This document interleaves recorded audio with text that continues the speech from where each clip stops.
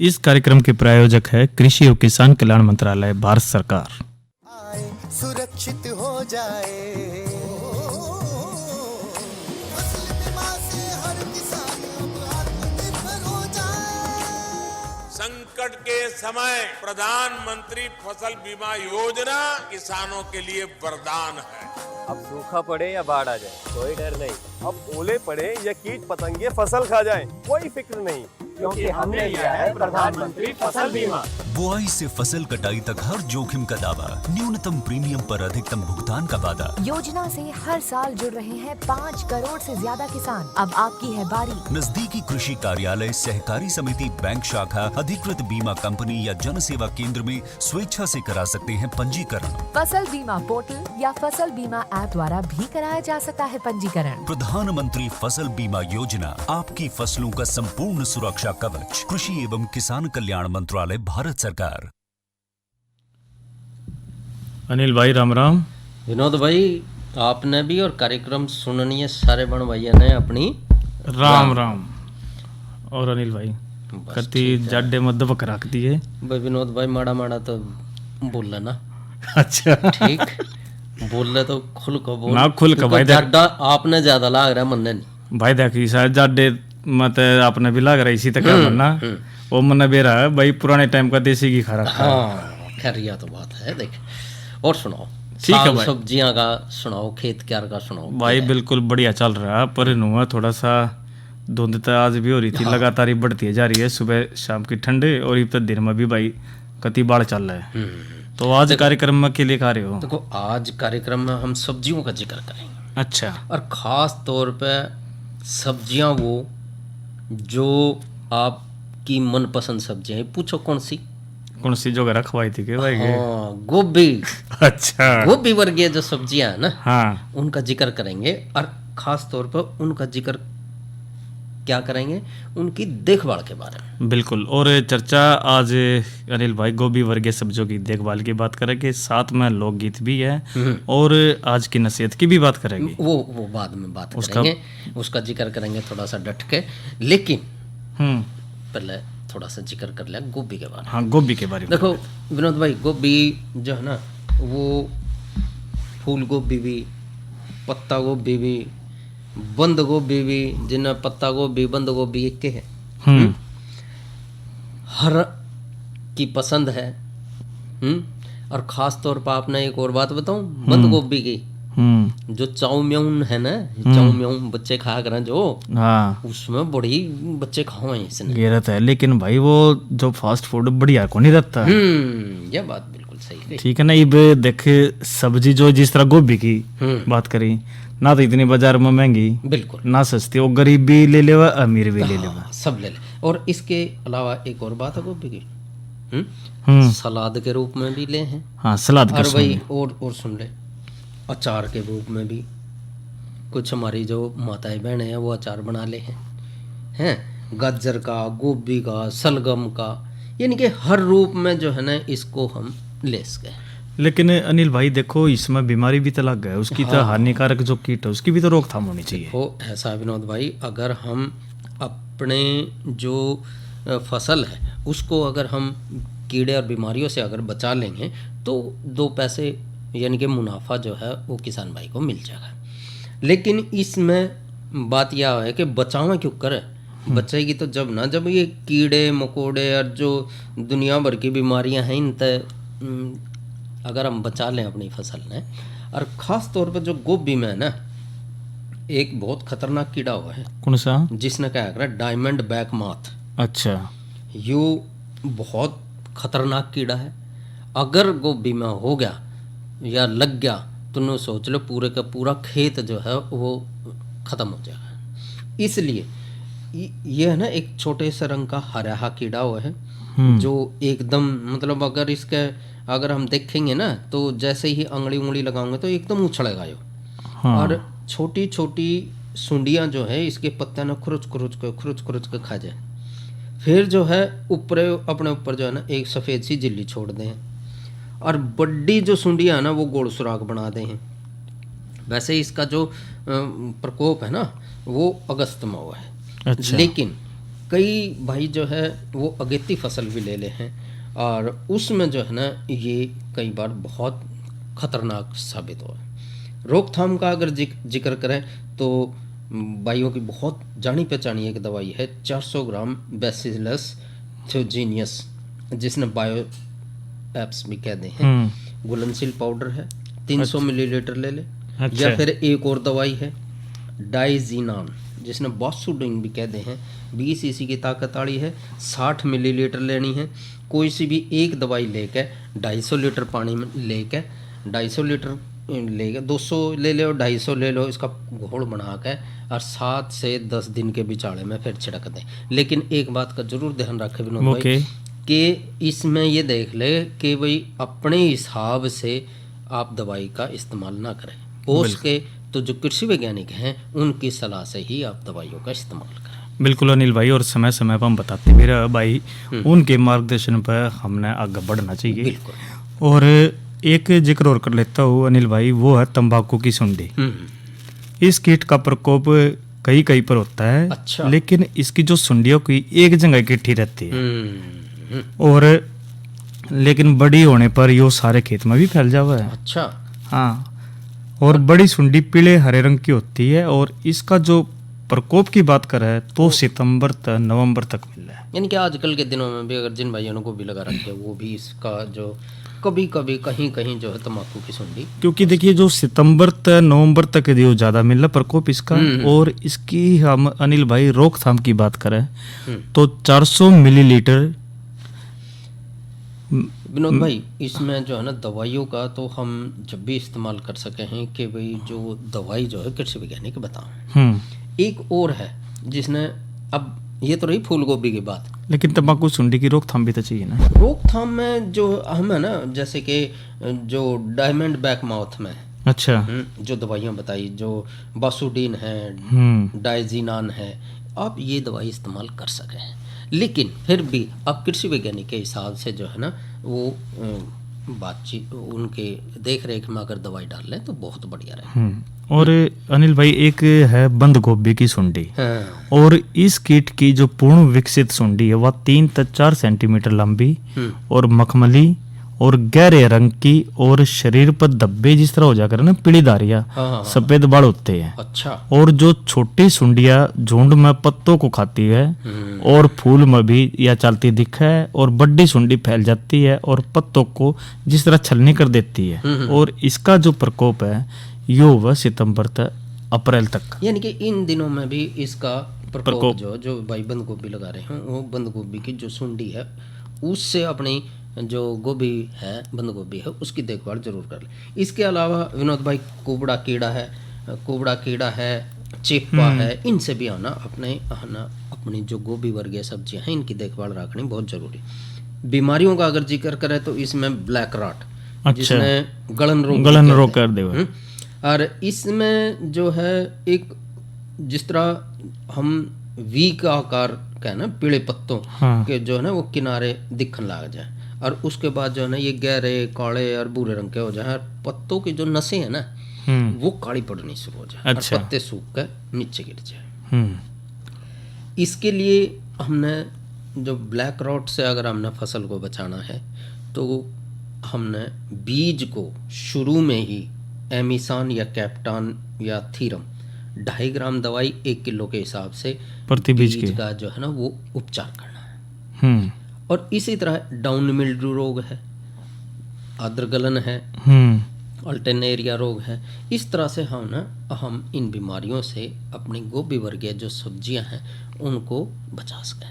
विनोद भाई एक और जिक्र आप कर रहे थे कि भाई गोभी तो हमने ले ली, ठीक है, तो ले ली, लेकिन हम जो है ना एक चीज और जिक्र करना है कि भाई मिट्टी की जो सुधार है ना वो किस तरह करें। अनिल भाई देखो हम हर बार बताते रहते हैं कि भाई मिट्टी की जांच जरूरी है और इसी तरह मिट्टी सुधार किस तरह करे तो क्यों ना आज बात करवा देवा डॉक्टर अनिल तक जो CSSR करनाल तक। हाँ बिल्कुल, हम बोलो हाँ उसकी बात करा देते और फिर बात हमारी कह रहे होगे कि भाई दोनों नाम राशि एक हो गए। हाँ भाई वो डॉक्टर साहब हैं।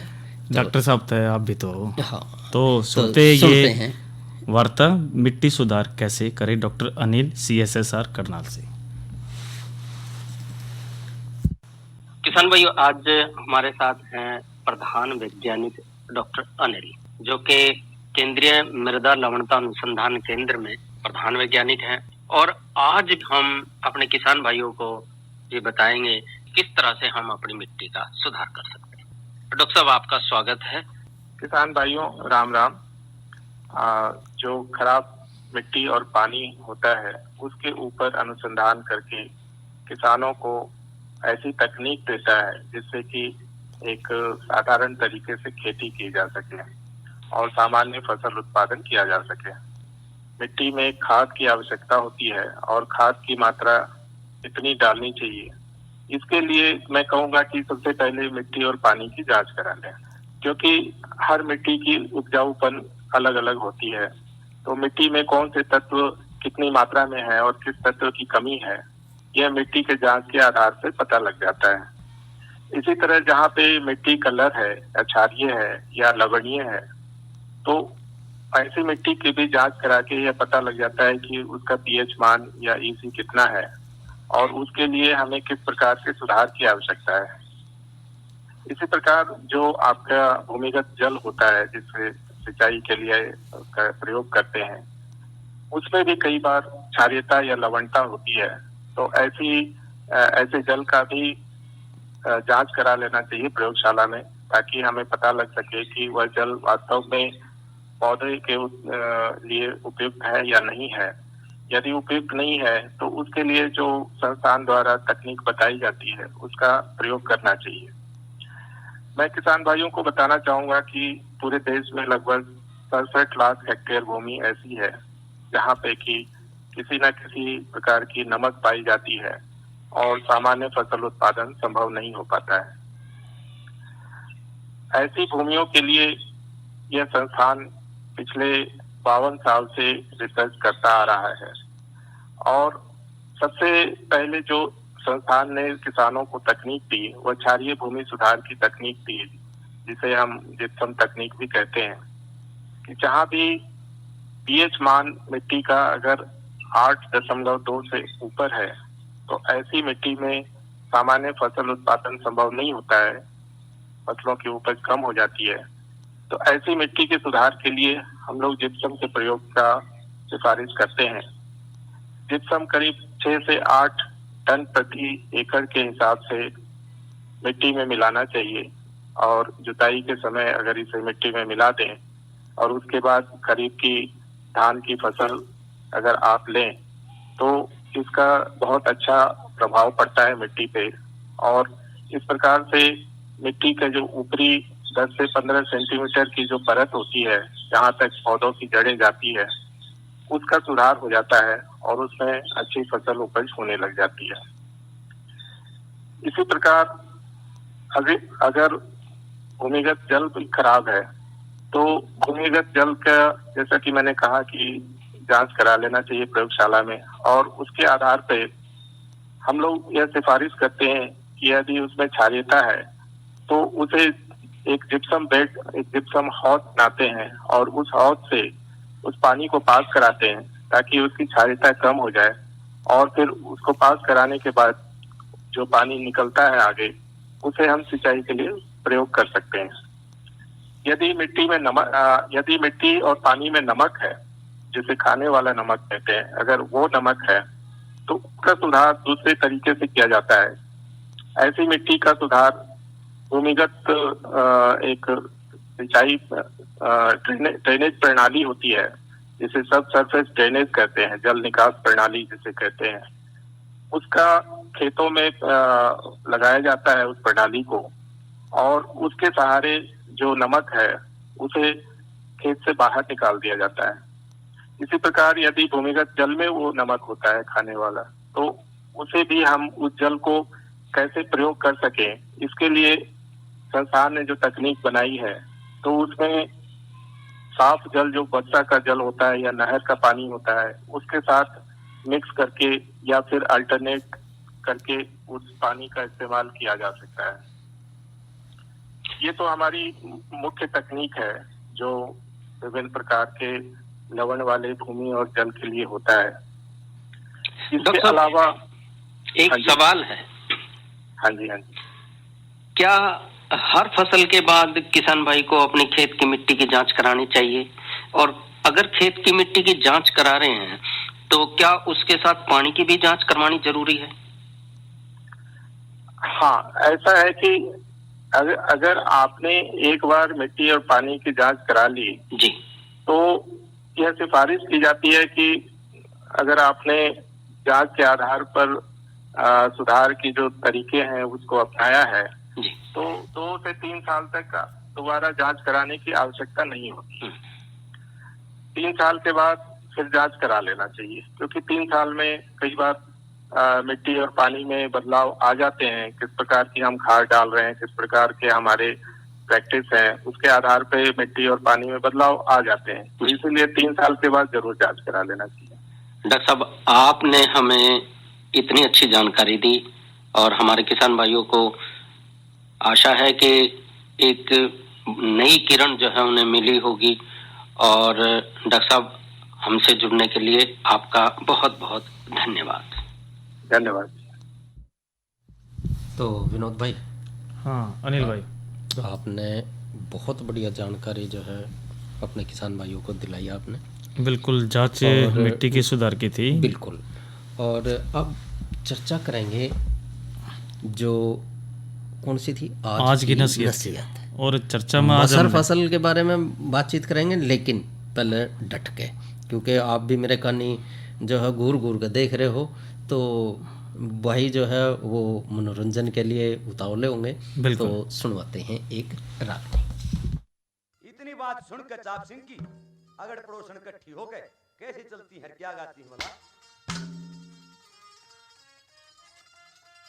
वे छोटी बड़ी नार मिलकर गाँव मंगल चार मिलकर मिर्गा के सिडार मिलकर नई बहू न तारण आई।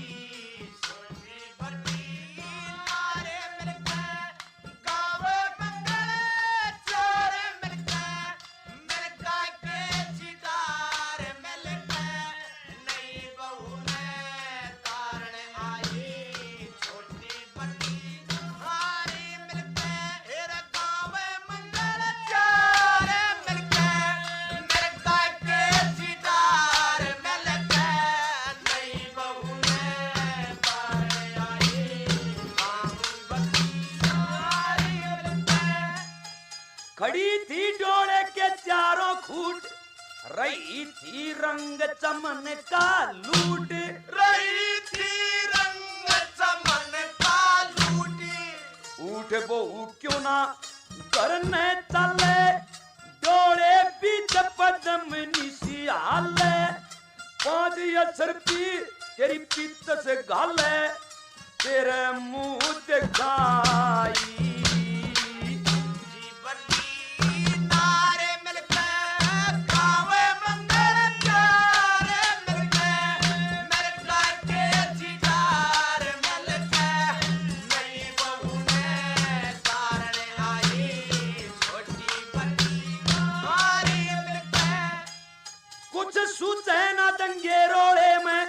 राख्याने के नहीं झोले में, राख्याने के नहीं झोले में, डोले में ते बाहर लकड़ के देखी भी खड़ी जड़ जड़ के, पीतस के पाया में पड़ के एक मूर्ति पाया पड़ाई।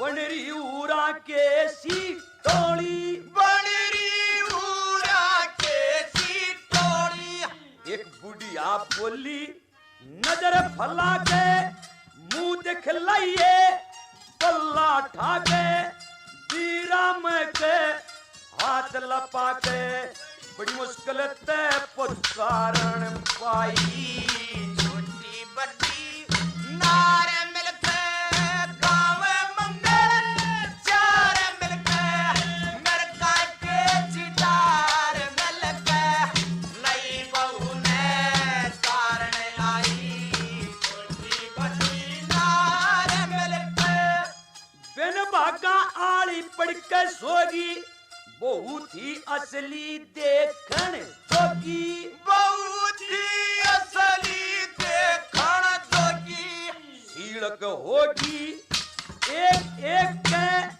लक्ष्मी चंद के नजर टेक के न्यू के लगाई रूप देख के धन धन तू बहु हसन जाई बड़ी नारे मिलके गाँव मंगल चार मिलके बिरला के चितार मिलके नई बहू ने तारण आई छोटी बड़ी नारे मिलके गाँव मंगल चार मिलके बिरला के चितार मिलके नई बहू ने तारण आई। अनिल भाई रागनी तो बहुत बढ़िया सुना दी। और विनोद भाई ये किस्सा पता कौन से किस्मत लिया था हमने? किस्मत है ये लिया था किस्सा चाप चाप सिंह सिंह से, ये रागनी थी। तो अनिल भाई देखो, रागनी से पहले आप जो बात कर रहे थे आज की नसीहत के बारे में, मसर फसल में खरपतवार नियंत्रण के बारे में, लेकिन उससे पहले हम थोड़ा जिक्र कर लेते हैं कल के कार्यक्रम का और मौसम के बारे में। जरूरी है विनोद भाई। और मौसम की जड़े तक बात करें तो आज अधिकतम 17 और न्यूनतम 11 डिग्री सेल्सियस रिकॉर्ड करा गया जी। और जब आगे 24 घंटे की बात करें तो आने वाले समय में जो अधिकतम 20 डिग्री न्यूनतम 9 डिग्री सेल्सियस रहने की संभावना है। और भाई हवा की बात करें तो 2 से 23 किलोमीटर प्रति घंटे की रफ्तार से हवा बहेगी, यानी मौसम ठंडा रहेगा और राम जी जिस तरह ढका रहेगा तो सूर्य देवता के दर्शन कहीं कहीं दिखेंगे।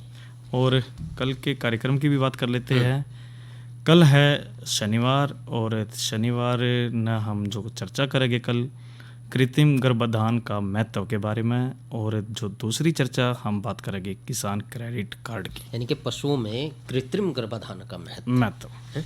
और अब थोड़ी सी जो आज की नसीहत के बारे में जिक्र कर लें, वो कर लें थोड़ी सी, जो जिन भाइयों ने मसूर लगा रखी, मसर भी कह दें हैं।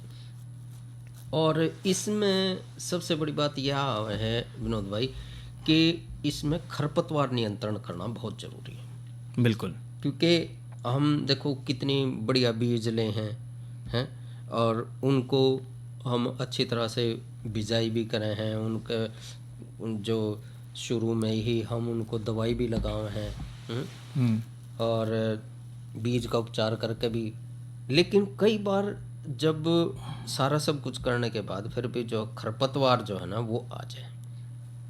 और खरपतवार एक ऐसी वो है पौधा है जो कि हमारी जो मुख्य फसल है उसको छोटा कर दे, यानी कि उसके सारे पोषक तत्व जो है वो सारे चूस जाए। बिल्कुल। और अनिल भाई देखो, अगर जो खरपतवार नियंत्रण ना रखा ना तो पूरी जो मसूर की उपज है उसमें 60 से 70% की कमी आ जाएगी। बिल्कुल। तो भाई देखो बात कति गंभीर से, तो खरपतवार नियंत्रण बहुत जरूरी है। बिल्कुल जरूरी है। और इसमें जो है ना हमने कई चीज़ों का ध्यान रखना है। अब नु पूछो कौन सी? इसमें जो है सिंचाई का ध्यान रखना है, उर्वरकों का ध्यान रखना है, फसल चक्कर का ध्यान रखना है और खरपतवार से बचने के लिए। बिल्कुल। और इसमें जब खरपतवार जो है वो कौन से हुए हैं बोला, एक जो खरपतवार मसूर में हुए हैं वो हैं जो जंगली जई, और एक और वह बताई थी गुल्ली डंडा। और चौड़ी पत्ती वाले खरपतवारों का अगर जिक्र करें तो उसमें जंगली मटर, जंगली रिजका, चटरी, मटरी हैं और विसियासपी, हाँ कटीली जाड़ी सी, मोथ भी कहते हैं। तो ये इस तरह के जो खरपतवार हैं वो मसूर में हो जाए हैं। इसलिए जो दाल है, जब हम पैदावार की बात करें तो जितनी हमने पैदावार की सोची थी उतनी पैदावार हमने नहीं मिलती। बिल्कुल। और बुआई के शुरुआत के 50 से 60 दिन में खरपतवार और फसल के बीच में जो है एक रस्साकसी सी हुआ है, कंपटीशन सा हुआ है। कंपटीशन, तो अंग्रेजी में नगाटा हुआ है, हाँ। तो वो है ना, वो कंपटीशन सा हुआ है कि भाई तू पहले बढ़ेगी कि मैं बढ़ूंगा, तो खरपतवार जो है वो उसमें जल्दी ज़्यादा बढ़ता है। वो ज़्यादा बढ़ जाए, इसलिए खरपतवार नियंत्रण का जरूरी है। तो मसूर की फसल में जो है ना खरपतवार नियंत्रण कई तरीक़ों से हुए हैं, और इसमें जो है ना हमने हाथ से भी निराई गुड़ाई कर सके हैं। तो कोशिश ये करें कि जो अपने पहले जैसे कि परंपरागत हम वो करते आए हैं उस तरह से अगर हम कर लें तो ठीक रहेगा। और इसी तरह अनिल भाई, यदि मसूर को अच्छे खेत में तैयार करें तो पंक्ति से पंक्ति की वह भी दूरी का भी ध्यान कर लेते हैं, क्योंकि दूरी पर बोया जाता है तो 2 निराई गुड़ाई करके एक बुआई यानी कि 20 से 25 से 30 दिन के बाद, और जो दूसरी है वो 40 से 45 दिन बाद करने से फसल के विकास के लिए बहुत बढ़िया रहा है। जो निराई गुड़ाई हम करते हैं यानी कि इतना गैप तो जरूर होना चाहिए, 25 से 30 और दूसरा 40 से 45। और गुड़ाई में अगर जो बात करें तो इसके में देखो नया ध्यान रखा कि तो भाई नुकसान तो फिर उठाना पड़ेगा। बिल्कुल है। और इसमें जो है ना, जो जैसे कि जिक्र करा था, जो चौड़ी पत्ती वाले हैं वो उनमें जो पेंडामेंथलिंग यानी कि यह जो है 1 साल में या घास जो है वो चौड़ी पत्ती वाले जिसने जिक्र कराया, तो यह जो है बहुत ज़्यादा बढ़ जाए, और इसमें जो है हमने जो नियंत्रण करना भी बहुत ज़रूरी है। तो यह तो रही बात विनोद भाई कि भाई किस तरह से हम अपने मसूर की फसल में जो है खरपतवार नियंत्रण कर सकें। अरे अरे अरे क्या कर रहा है? इधर इधर इधर हम बोल रहे हैं तेरे बीजू का। पुतला बोल रहा है? हाँ, पक्षियों से तो हम खेत को बचा लेते हैं, पर इन घातक रसायनों से कैसे बचाएं? मतलब? देख बेटा, तू जो ये अंधाधुंध रसायन मिलाता है ना, मिट्टी की सेहत बिगड़ने लगी है, और जब माटी ही कमजोर पड़ जाएगी तो उपज कैसे सेहतमंद होगी? हाँ? अरे पहले ऐसा नहीं था, पूछना अपने बड़े बुजुर्गों से, कैसे फसल लहलहाती थी, शुद्धता झलकती थी। हाँ, माटी भी तंदुरुस्त और लोग भी। अरे अब पहली वाली बात कहाँ? पर अब तो सब यही डाले हैं। सब नहीं, आज भी लाखों जागरूक किसान परंपरागत विधि से फसल उगा रहे हैं, खर्चा कम और उपज की कीमत भी बेहतर पा रहे हैं। सच है? रे बेटे एक्सपीरियंस से बता रहे हैं, धूप में बाल सफेद नहीं किए हैं। हाँ। ठीक है भाई, मैं भी आज से जैविक खेती शुरू करूंगा। माटी से प्रेम की परंपरा है, परंपरागत खेती। विनोद भाई। हाँ अनिल भाई। तो घड़ी जो है अब इशारा कर रही है कि आज का कार्यक्रम समाप्त कर लें। बिल्कुल। कार्यक्रम के इस भाग के प्रायोजक थे कृषि एवं किसान कल्याण मंत्रालय, भारत सरकार। और अब कार्यक्रम किसान वाणी का समय होया समाप्त।